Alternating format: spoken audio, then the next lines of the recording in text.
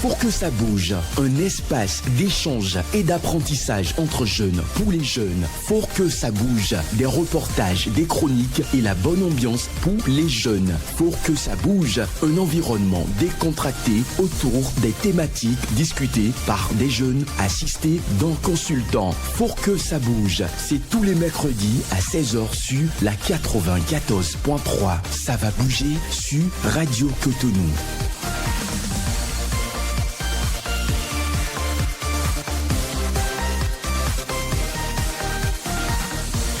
Mesdames et messieurs, bonsoir et merci de nous rejoindre pour le compte de votre émission Il faut que ça bouge de ce mercredi 4 octobre 2023. Eh bien, dans des pays dont la démocratie est en construction comme le cas au Bénin, le discours sur la nécessité d'une amélioration tant qualitative que quantitative de la participation politique des jeunes se pose avec acuité.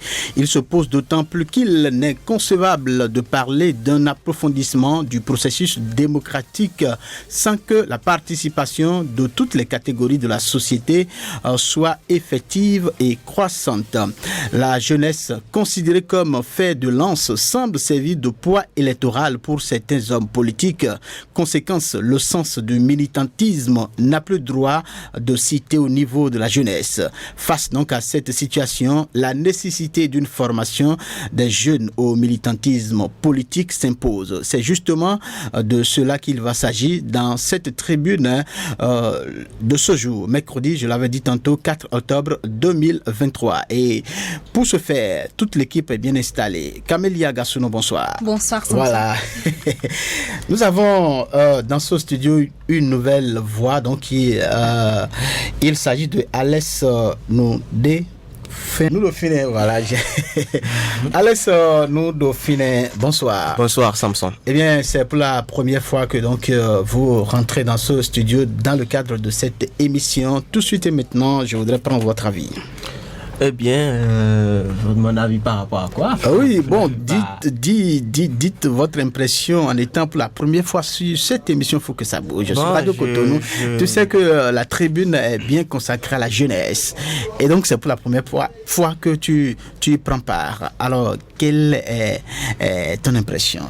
Eh bien, merci Samson. Bon, je dirais que je suis vraiment ravi de participer pour la première fois à cette émission à vos côtés, également aux côtés de ma collègue Camélia Agassouno. Donc, j'espère pouvoir combler vos attentes.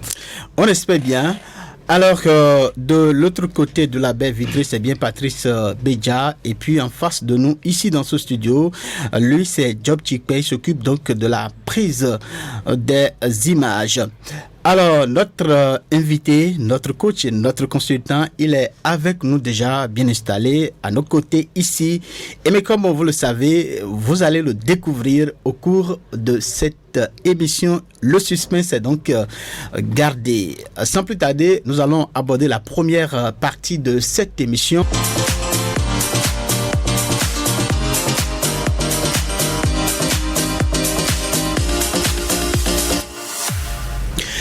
Eh bien, la première partie de cette émission, c'est bien le reportage.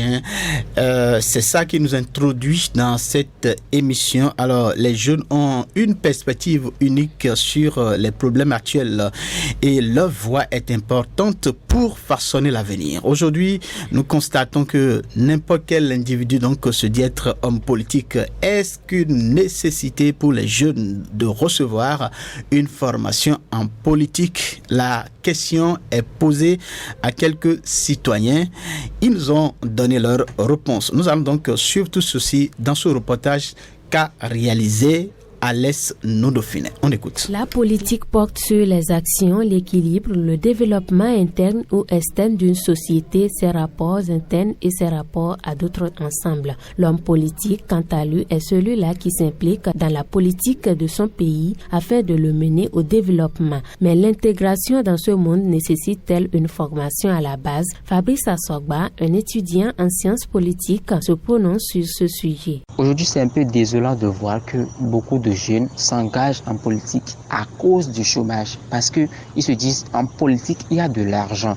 Ils espèrent détourner les deniers publics et toujours s'arranger du côté de la mouvance pour ne pas être poursuivis. Ce qui amène donc à instaurer aujourd'hui une formation politique. Et quand on parle d'une formation politique, ce n'est pas organiser des conférences de 2 jours, 1 semaine pour dire on veut former les cadres de demain. Non, ce n'est pas ça.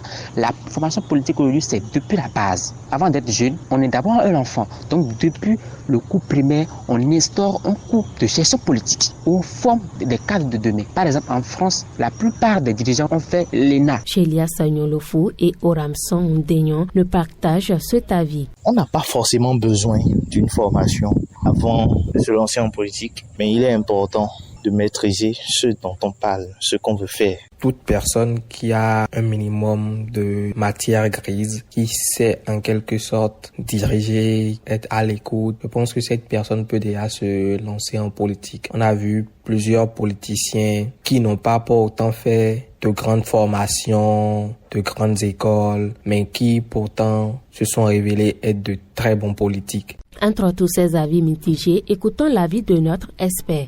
Il y a plusieurs avantages. Comme on le dit souvent, aucune génération n'est standard. La jeunesse, au sens propre du terme, n'est pas forcément liée à l'âge. Un jeune est mieux indiqué pour comprendre les problèmes de la jeunesse que quelqu'un qui a 70 ans ou 65 ans. Il y a l'innovation. C'est une obligation. La politique, c'est une science bien organisée. N'importe qui ne peut pas se lever et s'engager en politique. Spécialement au Bénin, on a l'impression que certains partis politiques ont une idéologie, mais dans les faits, on constate une confusion totale. Il faut avoir au moins certains prérequis en sciences politiques pour pouvoir se sentir bien à l'aise sur le terrain politique. Je ne demande pas forcément à ce jeune agronome qui veut faire de la politique de devenir juriste, mais il doit avoir les notions basiques du droit. La nécessité d'une formation en politique reste un sujet de discussion car en la suivant, les jeunes s'offrent les outils nécessaires pour devenir des citoyens engagés et informés. Engagement politique de la jeunesse, nécessité d'une formation. C'est bien le thème qui fait l'objet de nos échanges de ce soir. Et c'est bien sur ce thème que ce reportage a été réalisé. Il faut dire que voilà, ce reportage a porté la voix de notre collègue Boussoura Osseni, mais réalisé par Alès. Voilà, Alès. C'est vous qui avez donc travaillé pour sortir ce reportage et on vient donc de l'écouter. Je voudrais d'abord que vous nous dites quelles sont les conditions dans lesquelles vous avez donc réalisé ce reportage. Eh bien, merci Samson. Je dirais que tout d'abord, le reportage n'a pas été facile déjà pour pouvoir avoir l'avis de certains jeunes puisque aujourd'hui, je ne sais pas si vous pouvez faire le constat, mais certains jeunes sont vraiment désintéressés par l'histoire politique, par l'entrée dans l'arène politique. Et les jeunes ne veulent pas se prononcer sur la politique aujourd'hui au Bénin parce qu'ils se disent je vais parler aujourd'hui, quelles sont les retombées que ça aura sur moi. Donc ça n'a pas été facile. Donc à part cela, je pourrais dire que est-ce que par rapport à ce thème, est-ce vraiment nécessaire de se faire former avant de faire son entrée en politique? Je dirais d'abord non. Ça, c'est votre posture. Ça, c'est ma posture. Très bien. Alors, pour vous, c'est non. Donc, on peut rentrer en politique sans pour autant se faire former, recevoir une formation. Oui. Pourquoi cela? Pourquoi cela? Je ne pense pas que... Déjà, si tu es quelqu'un que tu as déjà du talent, je ne sais pas, la politique, déjà, c'est quoi en fait? Je pense que c'est pouvoir diriger... C'est la gestion de la cité. Voilà. C'est déjà que c'est la première définition. Voilà, il y a d'autres compartiments ou d'autres précisions qu'on pourrait apporter. Notre consultant, il est là, il pourra nous décanter tout cela donc, dans la suite de cette émission. Alors, on s'en tient à ce que vous avez dit. On vous écoute. Eh bien voilà, donc je ne pense pas qu'il faudrait forcément se faire former avant de faire son entrée dans l'arène politique. D'autant plus que si déjà tu as du talent pour pouvoir, comme vous l'avez dit, c'est la gestion, c'est savoir gérer la cité, c'est savoir gérer une population. Donc si déjà tu as du talent, tu as comme quelqu'un l'a dit dans le reportage, tu as de la matière grise déjà, alors tu peux très bien pouvoir diriger quelqu'un ou diriger un pays. Et vous pensez que ce talent ou cette capacité de gérer une cité pourra partir être nihilo? sans aucune formation à la base à cela d'abord. Déjà, si tu veux te lancer dans la politique, pas forcément au Bénin, si tu veux te lancer dans la politique, c'est que déjà tu as suivi des personnes qui t'ont devancé. Tu as suivi des personnes qui t'ont devancé, tu as forcément pris... C'est déjà une manière d'apprendre. Voilà, c'est déjà une manière d'apprendre, mais tel que le thème est formulé ici, c'est comme si tu devrais aller à l'école où tu dois apprendre avant de rentrer dans la politique. Alors, Camélia Agassounon, dans le reportage, il y a un jeune qui disait que, il y a des jeunes qui trouvent la politique comme, un tunnel échappatoire au chômage. Est-ce que vous partagez cet avis-là? Moi, je ne pense pas que la politique soit un tunnel échappatoire au chômage. La politique est vraiment sérieux. C'est vraiment un sujet vraiment sérieux. C'est vraiment génial de faire de la politique. Et un jeune qui pense que faire de la politique, c'est pouvoir éviter le problème de chômage et autres. C'est qu'il s'est trompé. Pour vous, celui-là, il est dans l'illusion, d'accord. Merci pour cette appréciation. Nous allons poursuivre cette émission et c'est la deuxième partie que nous abordons ainsi. Et cette partie est consacrée à tout ce que les gens disent sur la toile par rapport à ce sujet ou à ce thème que nous sommes en train de développer. Et c'est bien que dit la toile.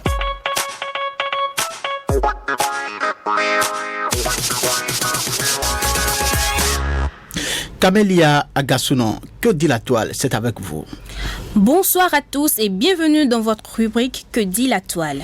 Le sujet de ce jour est engagement politique de la jeunesse, nécessité de formation. La toile est remplie d'informations sur l'engagement politique de la jeunesse et la nécessité de formation. En voici le fruit de notre investigation sur quelques sites. Sur lemonde.fr, un article souligne l'importance de la formation politique pour les jeunes afin de les aider à comprendre les processus démocratiques et à participer de manière éclairée. Le site L'étudiant offre des conseils pratiques aux jeunes qui souhaitent s'engager politiquement, notamment en les encourageant à suivre des formations en sciences politiques, en droit ou en communication pour acquérir les compétences nécessaires. Pendant ce temps, jeune.gouv, site du gouvernement français, propose des ressources et des programmes de formation pour les jeunes qui souhaitent s'impliquer dans la vie politique, tels que des stages, des formations et des événements de sensibilisation. Aussi, certains jeunes se sont-ils prononcés sur Facebook. L'un d'eux dit ceci. Je suis totalement d'accord. La formation politique est essentielle pour les jeunes afin de comprendre les enjeux et de pouvoir participer activement à la vie démocratique. Un autre se prononce à travers ces mots. J'ai suivi une formation politique et ça a vraiment ouvert mes yeux sur le fonctionnement de notre société. Je recommande à tous les jeunes de s'y intéresser et de se faire former. Pour un troisième, c'est super de voir autant d'initiatives de formation politique pour les jeunes.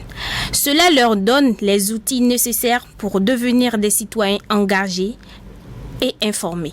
Tel se présente notre moisson hebdomadaire sur la toile cette semaine.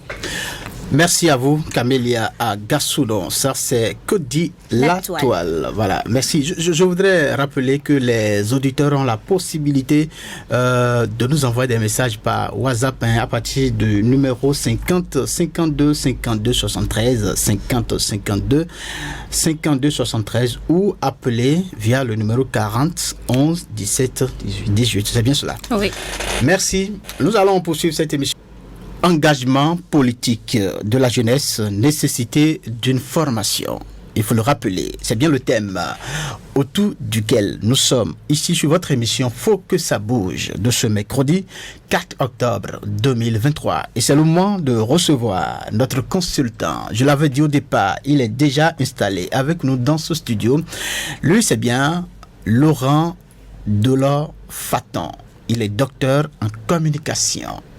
Monsieur Faton, bonsoir. Bonsoir, monsieur le journaliste. Voilà la brève présentation que je viens de faire. Et je sais que ce que vous êtes n'est pas limité à ça. Vous avez à compléter certainement. Je suis, comme vous l'avez dit, Laurent Delors-Faton. Je suis enseignant-chercheur, maître assistant en communication. Je suis acteur politique, membre du Bloc républicain. Très bien. Alors, vous êtes là pour opiner ou éclairer notre antenne sur le thème que nous sommes en train de développer. Ce soir, c'est bien engagement politique de la jeunesse, nécessité d'une formation.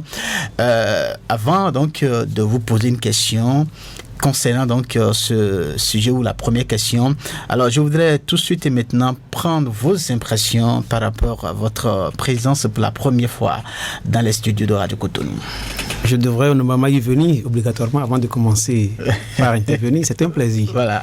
Il faut dire que je devrais être déjà ici une fois, mais j'ai raté l'occasion par des circonstances de la vie. Voilà. Et je présente mes excuses à ceux qui devraient m'écouter. C'était le 1er août passé, où Loris Davos devrait me recevoir pour commenter le défilé. Je n'étais pas là parce que j'ai été empêché par quelque chose d'imprévu. Voilà. Me retrouver dans votre studio, c'est un plaisir. Nous avons parcouru tellement de studios, mais on dirait que c'est le seul qu'on n'a jamais parcouru. Et c'est un plaisir d'être là, d'être dans une radio communale, municipale du municipale. C'est la première municipale, la première radio municipale au Bénin. De la décentralisation au Bénin. La première. Et c'est à dessein, c'est la ville capitale du pays, c'est normal. Cotonou dispose de ressources. C'est à encourager parce que la démocratie à la base a besoin d'instruments d'information et de communication, et surtout de mobilisation de la masse. Si la masse n'est pas mobilisée, elle n'est pas éclairée, elle ne peut pas contribuer au développement. Voilà. Et la contribution, ce sont les ressources qu'il faut apporter à la municipalité pour pouvoir se développer. Absolument. Ça veut dire que cette radio a une noble mission. La mission la principale est d'aider la municipalité à mobiliser les ressources pour contribuer au développement de notre ville qui a tous les problèmes que nous connaissons. C'est un plaisir d'être dans votre studio et de participer de ma modeste manière à votre émission et à éclairer l'antenne de vos auditeurs et de nos concitoyens qui certainement sont à l'écoute et à qui je dis un petit bonsoir. Ils sont vraiment à l'écoute. Voilà, et vous avez écouté les jeux il y a des rubriques qui ont été présentées dans le cadre de la thématique qui nous réunit ce soir. Et la première question que je m'avais tout de suite maintenant à vous poser, c'est de savoir, quand on parle de la formation politique, on retient quoi? La formation politique, on retient quoi? Ouais. D'abord, il faut clarifier une chose. Des concepts, n'est-ce pas? Et pas des concepts, il faut clarifier des procédés. Très bien, allons-y. La politique, on peut y entrer, on y entre d'abord. Avant de se faire former. A priori, on y entre. Tout est question du système dans lequel on se retrouve. Aujourd'hui, nous sommes dans un système démocratique et la politique est animée par les partis politiques. Ça veut dire que ce sont les partis politiques qui ont la charge de former leurs militants. Et pour être formé comme militant d'un parti politique, il faut adhérer. Le fait d'adhérer à un parti politique, vous devenez un acteur politique. Vous rentrez dans l'espace politique. Et quand vous êtes dedans, c'est à l'intérieur maintenant qu'on vous forme. Ce n'est pas la formation en sciences politiques et autres, non. Si c'est la formation politique telle qu'elle se conçoit, c'est la formation que les militants reçoivent au sein des partis politiques. Vous comprenez? Après avoir adhéré. Ce n'est pas en étant à l'extérieur. Voilà. C'est-à-dire que vous adhérez d'abord à une formation politique et à l'intérieur, on vous forme. C'est ce qui est conçu et ce qui est normalisé dans le système démocratique moderne. Ce sont d'autres systèmes, si c'est un système royal ou bien un système monarchique, c'est autre chose. Le prince a des précepteurs qui l'encadrent. Et c'est parmi les princes héritiers qu'on les encadre à la gouvernance de la cité. Maintenant, dans le système démocratique, c'est les partis politiques qui préparent les individus, donc les militants à l'exercice du pouvoir. À la gestion. Et c'est là où tout est... Il faut souvent préciser pour qu'on ne tombe pas dans des travers. Parce que ce n'est pas parce que vous êtes acteur politique que vous dirigez la cité. C'est quand vous êtes élu. Alors avant d'être élu pour gérer la cité, il aurait fallu être militant, aller faire une élection avant de gérer la cité. Ça veut dire qu'il y a 3 chemins. Et à chaque étape, il y a une formation normalement qui est adaptée. La formation de militant, elle est une formation particulière. Celle de candidat, elle est particulière. Et celle de dirigeant est aussi particulière. C'est-à-dire qu'il y a 3 formations différentes que vous recevez au sein d'une formation politique. Voilà. Est-ce que vous pensez que le schéma politique que nous avons aujourd'hui, est-ce que vous pensez que ce processus que vous venez de décrire est véritablement suivi? Moi, je suis enseignant. Oui. Enseignant-chercheur. Je ne m'occupe pas a priori de ce qui se fait. Vous êtes un acteur politique. Je m'occupe d'abord de ce qui devrait être. Vous êtes un acteur politique. Oui, je décris ce qui devrait être. Et c'est ce qui devrait être normalement que j'ai décrit. 3 étapes. Il faut rentrer dedans, on vous forme au militantisme, après on vous forme à faire une élection, à participer à une élection, et après on vous forme à gouverner une cité, un quartier, une ville ou un État. Maintenant, qu'est-ce qui se fait réellement chez nous? On peut ne jamais avoir été militant et être candidat. Justement, c'est justement à cela. Vous comprenez? On peut ne jamais avoir été militant et être candidat. On peut ne jamais avoir été candidat même et être à l'exil du pouvoir. Parce que vous pouvez quitter nulle part pour gérer une cité. Ça dépend des mécanismes qui sont en place. Je prends un exemple simple. Il peut arriver que quelqu'un qui n'ait jamais milité, qui n'ait pas fait une élection, peut se retrouver à la tête de l'exercice du pouvoir dans une circonscription donnée, dans un espace géographique donné. On peut nommer quelqu'un de manière circonstancielle. On en a vu dans notre pays où il y a eu vacances de poste. Vous comprenez? Et le secrétaire général a exercé le pouvoir exécutif au niveau des mairies. Le secrétaire général n'est pas un élu. Il n'a pas été obligatoirement un conseiller élu. Mais par circonstance, il a exercé. Vous comprenez? C'est-à-dire qu'il a géré la cité. Oui. Et qu'il peut arriver que quelqu'un qui n'a jamais été militant se retrouve à la tête à gérer une cité. Comme il se peut que la personne n'ait jamais été militant, soit positionnée sur une liste à la veille d'une élection. On a vu tellement de fois, et c'est d'abord ce qui est récurrent chez nous. La personne n'a pas milité, mais il a les ressources financières.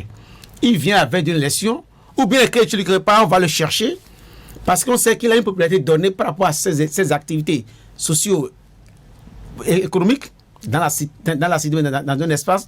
On le cherche, on le ramène sur une liste et il est candidat. Alors ici, la réflexion va surtout axer sur la jeunesse.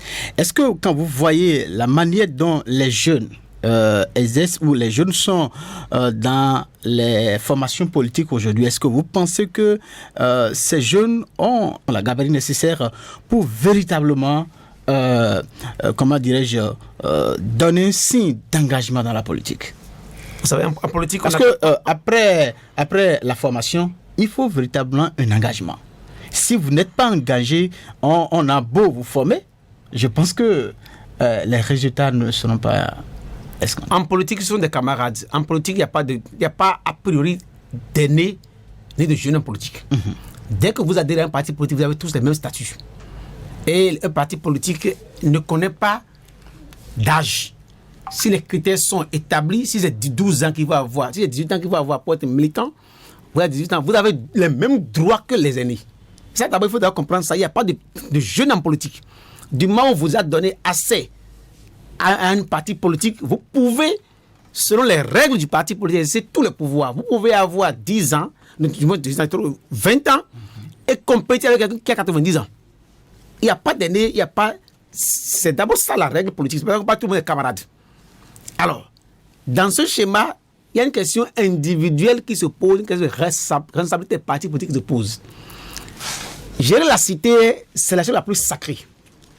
Vous savez, dans notre culture béninoise, ou bien fond, ou bien women, ou bien consort, on dit celui qui n'a pas géré la famille ne peut pas prétendre gérer l'État ou la cité. Ça veut dire que pour d'abord aller chercher à gérer la cité, il aurait fallu exercer la gestion à un niveau inférieur. Vous comprenez? Ça veut dire que celui qui n'a a priori pas une famille ne peut pas prétendre gérer une cité. D'abord, ça veut dire que le critère qui n'est pas dit, en dehors de ce que nous connaissons de la démocratie moderne, qu'on exerce chez nous dans notre culture, sociologie, politique béninoise, pour prétendre exercer un pouvoir au niveau d'une cité, il aurait fallu individuellement d'abord exercer un pouvoir au niveau de la famille. La cellule de base familiale. Celui qui n'a jamais été père de famille, sur la sociologie politique du Bénin, ne peut pas prétendre aller exercer un pouvoir, même si c'est un pouvoir chef de village. Mais c'est vrai que de nos jours, ça n'a toujours pas été le cas. C'est pour ça que je dis, je suis normatif. Je parle des normes. Je parle des normes de la démocratie moderne occidentale. Je parle maintenant des normes de la sociologie politique de chez nous. Absolument. Vous comprenez? Oui. Ça veut dire que si vous voulez prétendre aller exercer le pouvoir politique et que vous êtes bien instruit, accompagné, vous devez aller d'abord vous apprêter vous-même à travers la gestion d'une femme et des enfants d'abord. C'est très basique. Parce que la femme ou bien l'homme a des sauts d'humeur et des caractères difficiles à comprendre. Si vous n'avez pas eu la chance de l'apprendre d'abord, de pouvoir vous gérer ne tout pouvez ça, pas canaliser gérer la contradiction permanente au niveau de la cité. Parce que vous aurez beau tout faire, votre époux ou bien votre épouse dira des choses toujours qui vont vous énerver. Absolument. Et vous devez être capable de vous retenir. De pouvoir et de gérer. dialoguer toujours. Parce que c'est pas parce qu'il y a eu problème dans la famille que le dialogue s'arrête. Il continue contre vents et marées et vous devez toujours continuer à faire la paix. Alors si vous êtes habitué à ça, dans la cité, vous serez un bon démocrate. Parce que la démocratie, c'est d'abord dans la cellule nucléaire. Voilà. Alors si vous voulez avoir des ambitions, il est recommandé d'avoir d'abord une formation dans la cellule de base. Et si vous voulez gérer une cité, vos ambitions sont la mesure de l'espace que vous voulez gérer. Mais si vous n'avez pas d'ambition qui soit à la mesure d'un espace, ne prétendez pas. Vous pouvez être militant sans jamais participer à l'élection. Parce que le militantisme, on vous apprend des valeurs, une idéologie, on vous apprend comment fonctionne le système politique de chez vous. Mais quand vous avez commencé par avoir des ambitions, il faut que vous mesurez vos capacités individuelles aux ambitions que vous avez. Si par exemple, je veux être chef de village, je dois affiner individuellement, parce que c'est une question de dignité, de responsabilité de la politique. Si vous échouez pour vous seul et pour personne. Parce que si vous êtes élu chef de village que vous avez échoué, plus personne ne vous donnera de la valeur parce que vous avez détruit votre image. Absolument. Alors, à la hauteur de vous n'avez pas pu être à la hauteur, de parce que la mission qui vous est confiée. Un chef l'est à vie. Ce qu'on dit chez nous aussi, c'est la sociologie politique. Quand on est chef, on l'est à vie. Et pour l'être à vie, il aurait fallu que quand vous quittez, on vous considère comme chef au regard de votre exercice de pouvoir quand vous l'étiez. Pour que même quand on vous voit sans le pouvoir, on dit chef village, chef ceci. Parce que vous l'avez tellement exercé qu'on vous reconnaît tout le temps comme le chef, même si vous n'avez pas pouvoir. Alors pour y arriver, vous avez seulement l'obligation de vous former individuellement, d'avoir les outils qu'il faut pour que quand vous exercez le pouvoir, vous ne soyez pas une honte. Mais le drame, et c'est à travers vos interviews, c'est sorti, personne ne se préoccupe de ce côté d'image et de responsabilité en politique. Tout le monde voit les prébendes du pouvoir, tout le monde voit les avantages du pouvoir, et personne ne se forme à l'exercice d'un pouvoir responsable et digne qui préserve votre image à vie. Et votre dignité. Dignité à vie. À vie. Et c'est surtout ces valeurs qu'on enseigne dans les espaces politiques et aussi que les espaces politiques. Parce que la politique n'est pas que l'affaire des partis politiques. Quand on va un peu plus en profondeur, c'est aussi une affaire de toute la société. C'est pour ça que les partis politiques sont en concurrence. Pourquoi pour la concurrence? Pour que ce que l'autre ne voit pas, les autres l'amènent aussi à corriger, à peaufiner leur stratégie pour pouvoir avancer. Très bien. Alors, docteur, nous allons évoluer. Jeunesse et politique au Bénin. La jeunesse politique, elle n'est pas différente de ce qui se passe au niveau de tout le monde. La jeunesse politique a l'image de la politique béninoise. Vous comprenez? Il ne faut pas distinguer la jeunesse politique de la politique béninoise. Oui. L'image des aînés. Et ce qu'ils voient faire, qu'ils font. Point. Il arrive par moment que certains jeunes sont révoltés et ont envie de changer les choses. Mais le système tel qu'il est sophistiqué et bien installé les ramène à la raison. Et ils se conforment. Vous comprenez? Ça veut dire que la jeunesse béninoise qu'on critique ou ne critique pas n'est que le produit de ce que les aînés ont tracé. Elle n'est pas différente. Vous allez voir. Vous ne pensez pas qu'il y a possibilité de renverser cette tendance-là? Tout le monde a envie de renverser. Oui. J'ai envie de renverser la tendance parce que la tendance ne me plaît pas. Vous comprenez?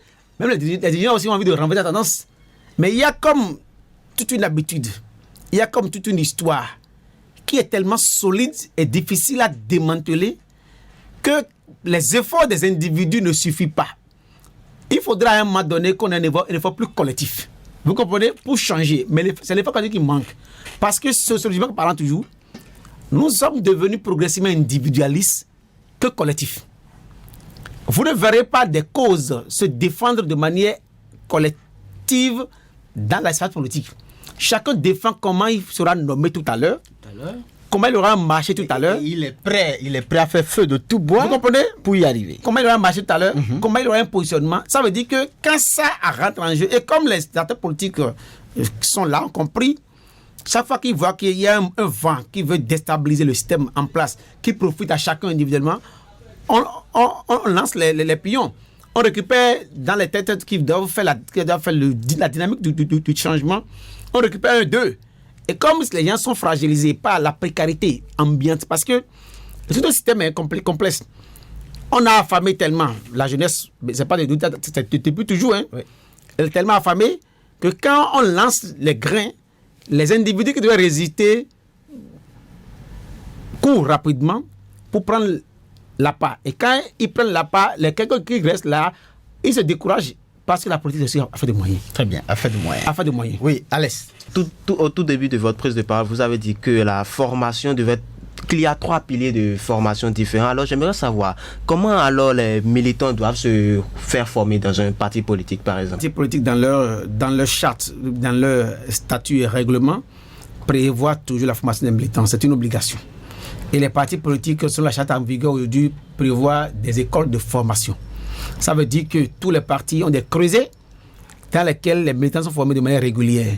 Est-ce que ces creusets existent? Vous êtes journaliste, vous devez faire l'investigation pour savoir si tous les partis politiques enregistrés au Bénin, à l'heure d'aujourd'hui, ont des écoles politiques qui sont installées et qui fonctionnent régulièrement. La question, ce n'est pas à moi de répondre, c'est à vous de répondre. Vous êtes les investigateurs. Mais il y a une obligation de la charte qui demande qu'on forme les militants. Dans les pays où ça se fait de manière régulière, les écoles sont décentralisées. Dans les communes, il y a des écoles, dans toutes les sociétés, il y a des écoles où les militants sont récupérés même dans les hameaux, où régulièrement, on les forme d'abord à l'idéologie du parti. Demandez aux acteurs politiques béninois s'ils connaissent même l'idéologie de leur parti. Si jamais quelqu'un leur a expliqué ce qu'on appelle idéologie, et que, vous comprenez, d'abord l'idéologie. Et après l'idéologie, il y a des valeurs civiques et citoyennes auxquelles on forme les militants. Et quand les échéances arrivent, il y a les formations qui concernent la mobilisation des ressources, la mobilisation des militants, la formation qui concerne la gestion de la campagne électorale, et des formations qui concernent par exemple la prise de parole, vous comprenez, les paroles, l'organisation des meetings et des réunions politiques sont des formations qu'on donne pour que les acteurs, non seulement ils soient imprégnés de leur idéologie, mais qu'ils soient ceux qui prennent la parole et qui séduisent. Parce que la politique, c'est la vente des idées, c'est le marché des idées. Et toute la finalité doit amener les partis à former les acteurs qu'ils sont, à pouvoir vendre les idées ou les projets qu'ils ont. Et que toute la formation doit concourir à ce que, dans l'espace ou dans le marché des idées ou des projets de société, les militants soient capables de vendre bien leurs idées et leurs projets. Vous comprenez, toute la formation qu'on fait du militantisme et d'idéologie qu'on sort doit aller à cette fin. Parce que la fin de la politique, c'est la conquête du pouvoir. Avant la gestion, il faut d'abord le conquérir d'abord et pour pouvoir gérer après. Et que tout doit concourir à ce que les militants soient à même d'être des représentants dignes qui défendent dans l'espace politique ou dans l'espace public les idées et les projets qui permettent aux partis politiques de conquérir le pouvoir ou du moins de séduire l'électorat. Alors, docteur, dites-nous, est-ce que vous ne pensez pas qu'aujourd'hui, les jeunes sont véritablement manipulés par une certaine classe politique? Parce que quand il y a des meetings, aujourd'hui, on voit la masse et généralement, c'est des jeunes. Et à partir du moment où le résultat voulu par ces grands hommes politiques sont désormais obtenus ces résultats, eh bien, ces jeunes sont laissés pour compte. Est-ce que vous ne pensez pas qu'il y a une manipulation au niveau de la jeunesse parlant de la politique? Il n'y a pas de manipulation, c'est les jeunes, la politique, c'est la manipulation. Si les jeunes se laissent manipuler, c'est de leur faute. C'est pourquoi nous parlons d'une formation. Maintenant, au-delà donc du cadre formel que vous avez décrit tout à l'heure, le militantisme, etc., est-ce que vous ne pensez pas qu'il faut déjà partir des écoles au niveau de la base pour commencer par former des gens? quitte à ce qu'à un moment donné, il peut y avoir des jeunes ou des enfants qui veulent donc orienter leur carrière dans ce sens-là. Il faut simplement éduquer les enfants au patriotisme et à la citoyenneté. Parce que la politique, c'est d'abord avant tout faire progresser sa patrie. Vous comprenez? Oui. C'est que la politique, faire la politique, c'est voir que la cité qui m'est chère, mon pays qui m'est cher, ma ville qui m'est chère, est mal gouvernée et je vais aller changer. Vous comprenez? Si les citoyens sont éduqués au patriotisme, à la citoyenneté, et ils ont une bonne base d'éducation civique, le jeu se fait simplement. Parce qu'ils sont tellement attachés à leur patrie, à leur ville, que quand je sors dans la ville de Cotonou, quand je vois l'inondation, je dis, mais comment se fait-il que depuis 1960, personne n'a résolu ce problème? Moi, je l'ai résolu ce problème. Vous comprenez? Pour le résoudre, je m'engage. Je m'engage parce qu'il y a un problème qui me tient à cœur à cause de mon citoyenneté, de mon patriotisme. Alors, comment alors s'engager? Nous, c'est ça, c'est que j'ai d'abord une motivation, une révolte. Comme on dit, s'il n'y a pas de révolte, il n'y a pas d'engagement politique. S'il y a un engagement politique, parce que vous avez faim, vous n'êtes pas politicien, vous êtes un mendiant. Si vous n'avez pas une révolte, une colère qui vous motive, c'est parce que je vois que Cotonou est inondé chaque année, je dois le résoudre ce problème. Donc, je vois que le Bénin n'a jamais réussi à être un État respecté par le monde entier, qu'on est toujours pauvre, on parle toujours qu'on est parmi les pays les plus pauvres. Alors la Suisse n'est pas plus grand que le Bénin, un peu de référence. Je dis, je dois m'engager pour que ça change. Comprenez que c'est une cause individuelle qui devient une révolte qui me motive. Et cette motivation me conduit à voir dans la chapelle des offres politiques qui existent, quelle chapelle me permet d'atteindre cet objectif. Vous comprenez que le choix même politique, c'est une question hautement stratégique. Je me suis engagé parce que j'ai un problème à résoudre. Et ce problème, pour le résoudre, j'ai plusieurs armes, plusieurs possibilités. Je prends la possibilité qui est la meilleure pour moi. Alors, si je m'engage à un parti politique qui est un parti libéral, c'est pas nécessaire que pour régler le problème de l'inondation à Cotonou, je pense que l'État n'est pas le faire. Je pense qu'il faut que je fasse recours aux partenaires économiques à qui je vais donner la possibilité d'investir pour régler le problème de l'inondation que je m'engage. Alors, pour le faire, le seul parti qui me permet de faire, c'est un parti libéral. Mais quand je m'engage, parce que je sais que pour que je puisse résoudre ce problème-là, j'ai besoin de l'État et des acteurs économiques. Je ferai un parti socio-libéral peut-être parce que je sais que l'État apportera une partie, mais les privés aussi apporteront une partie. Je m'engage dans un parti socio-libéral. Mais quand je pense qu'il n'y a que l'État exclusivement qui peut le faire, je m'engage dans un parti socialiste. Vous comprenez? C'est que j'ai pris un exemple simple. Pour résoudre un problème ponctuel, je ne vois pas quel chemin je prends. Et c'est ce que les partis politiques offrent. C'est pour ça que le combat pour que les idéologies soient respectées, promues, est un combat de tous les jours que moi je fais. Je dis un peuple me parle de politique en démocratie sans que l'idéologie ne soit au cœur. C'est ça le point de l'idéologie. Je veux résoudre le problème, j'ai l'âme pour résoudre le problème. Très bien. Vous comprenez? Ça veut dire qu'en définitive, il faut d'abord qu'individuellement, j'ai une raison de m'engager avant de m'engager. Mais si c'est pas j'ai un diplôme que j'ai fait, que j'ai pas un emploi que je m'engage, je ne suis pas politique, je suis un mendiant politique.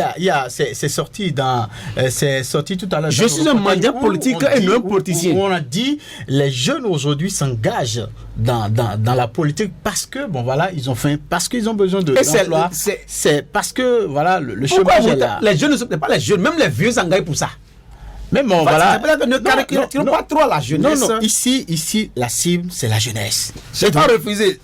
Mais nous risquons de fausser le débat si on veut que les jeunes changent les choses de manière durable.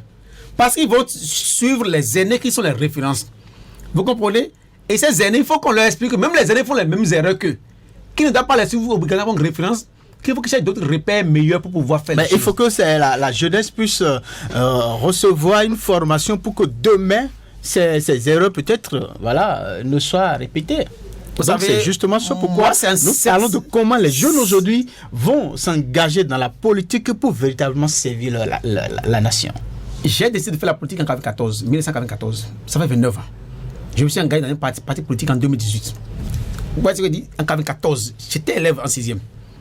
Je me suis engagé en 2018 dans un parti politique. Vous avez vu le parcours que j'ai fait. Bien que j'ai des ambitions, j'ai pris le temps moi-même pour nourrir mes ambitions, pour lui donner une orientation claire avant de m'engager en politique. Ça veut dire que si les jeunes veulent faire la politique, c'est comme tout métier, et c'est le métier le plus noble, le plus grand qui existe. Vous êtes capable de changer la vie d'un peuple, d'une cité. Quand je prends une cité comme Cotonou, si vous êtes le maire de Cotonou, sachez que vous avez la capacité de changer la vie de tous les citoyens de Cotonou. C'est tellement noble et grand qu'il ne faut pas s'y hasarder parce qu'il y a un coup de tête qui vous est venu.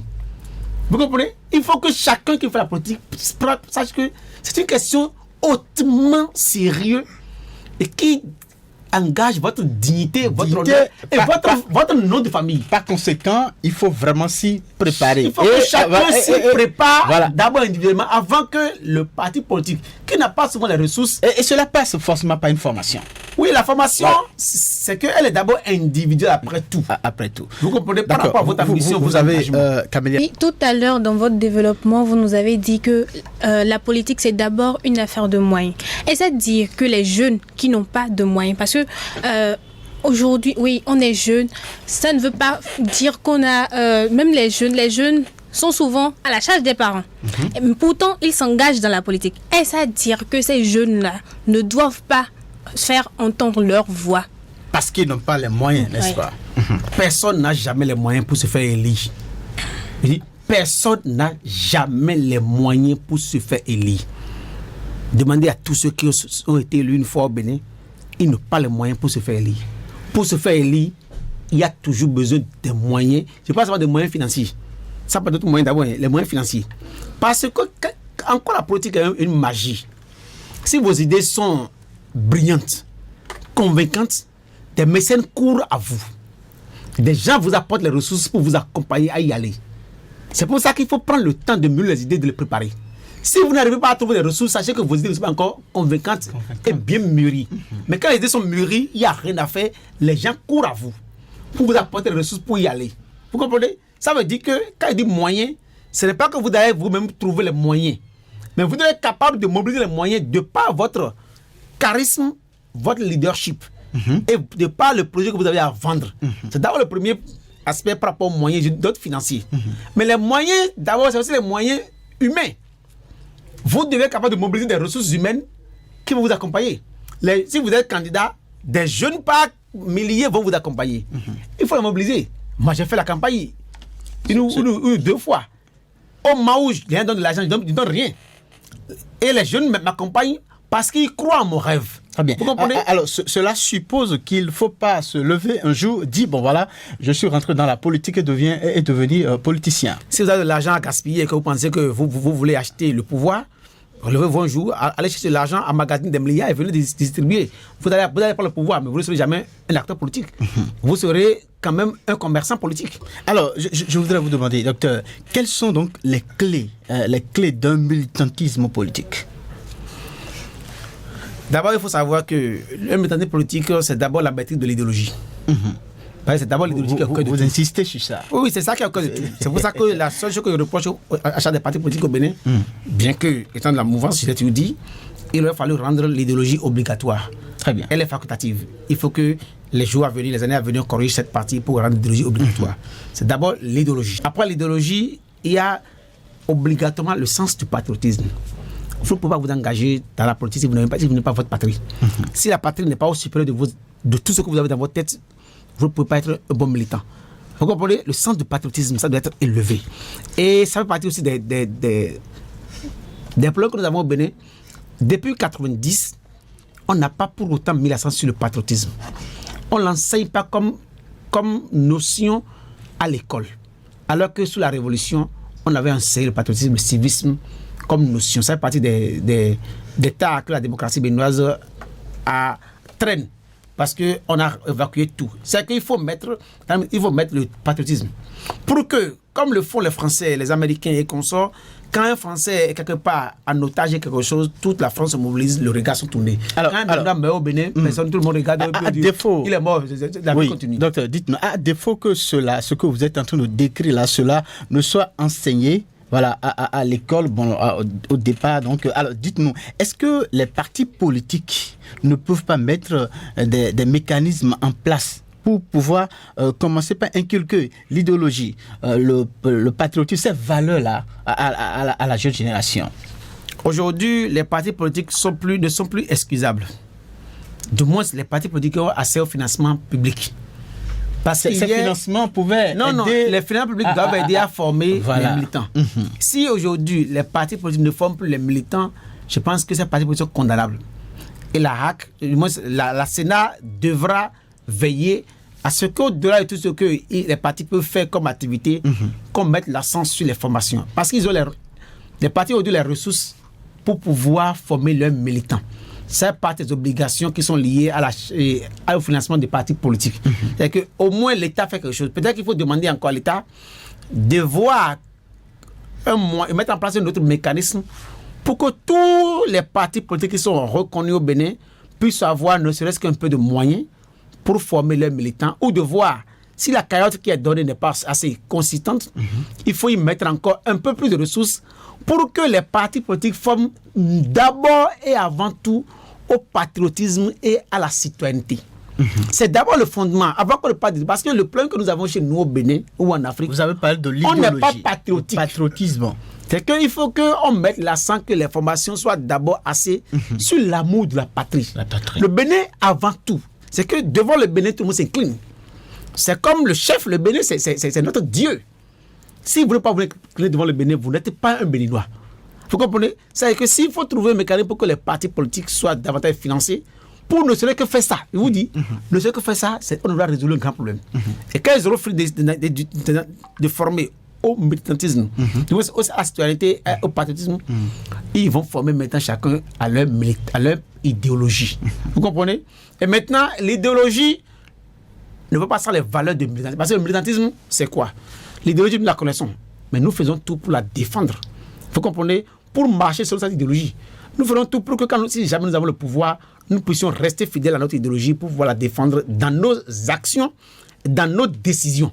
Vous comprenez? Ça veut dire que obligatoire, il faut que cette formation se fasse. Mais je pense que les partis politiques ont besoin davantage de l'accompagnement de l'État pour le faire. Et notre État, qui est un État souverain, et les réformes sont déjà en cours. Je pense que ces réformes sont déjà fait déjà de grands efforts. Non, attends, les réformes sont déjà faites. Je pense que l'État doit davantage accompagner les partis, c'est déjà fait. Politiques. Les chartes sont déjà claires, c'est déjà fait. Mais je pense qu'on peut davantage faire. Alors, nous sommes en train d'aller donc à la fin de l'émission. Docteur, je sais que vous avez encore beaucoup à dire. Avant de recevoir vos conseils pratiques à l'endroit donc de la jeunesse qui nous écoute aujourd'hui, je voudrais, il y a quelqu'un qui a dit dans le reportage qui est passé tout à l'heure que les jeunes, c'est important pour moi parce que je l'avais dit tout à l'heure, je reviens là-dessus pour dire que les jeunes pensent que parce qu'on n'a pas de travail, parce qu'il y a le chômage, il faut rentrer dans la politique. Vous avez quoi à dire de façon précise à cette intervention-là avant de revenir à des conseils pratiques? La politique est toujours risquée et dangereuse. Et si vous ne vous accrochez qu'à la politique, vous risquez de détruire votre vie et vous risquez d'être un esclave. Ce qui est important avant d'être un acteur politique, c'est d'avoir un diplôme, d'avoir un emploi. Si vous n'avez pas un diplôme en politique, vous serez une marionnette. Si vous n'avez pas un emploi en politique, vous serez une marionnette parce que vous vivrez au gré des décideurs. Les gens vont s'utiliser. Ça veut dire que ce que je conseille aux jeunes avant tout engagement politique, c'est qu'ils aient au moins une formation et un diplôme. Voilà. Et qu'à côté du diplôme, qu'ils aient quelque chose qui leur permette d'avoir des ressources pour subvenir à leurs besoins élémentaires. Ceux qui ne suivent pas ces besoins élémentaires est un esclave et on fait de lui ce qu'on veut en politique. Parce que le politicien a besoin de cobayes ou bien de gens à manipuler. Ce n'est pas leur faute. C'est la loi de la politique. Si vous n'êtes pas quelqu'un et que vous êtes corvéable à merci, on vous manipule, on vous utilise. Et que conseil, c'est plus qu'un conseil même. C'est pratiquement, je dirais, une injonction que je fais à la jeunesse. Une recommandation. Il faut qu'ils se forment obligatoirement. Là où je suis peut-être très têtu dans la partie politique parce que, écoutez, j'ai mes diplômes. J'ai fait mes diplômes. Et je sais me débrouiller d'abord pour vivre d'abord, s'ouvrir mes besoins élémentaires. Ça fait que j'ai certaines dignités que je défends. Quand ça dépend de cette dignité, je ne fais pas. Merci. Vous comprenez? Et c'est ça que les jeunes doivent faire. L'une des raisons pour lesquelles moi je suis resté constant un peu, c'est que je sais me débrouiller de moi-même d'abord. Merci. Et c'est cela que vous conseillez donc à la jeunesse. Merci à vous. Camélia Gassouno, c'est la fin. Vous avez un mot de... Moi, j'ai juste à dire que faire de la politique, les jeunes qui font de la politique, c'est vraiment génial. Et se faire former serait une belle façon de construire un avenir démocratique solide. Très bien. Alès.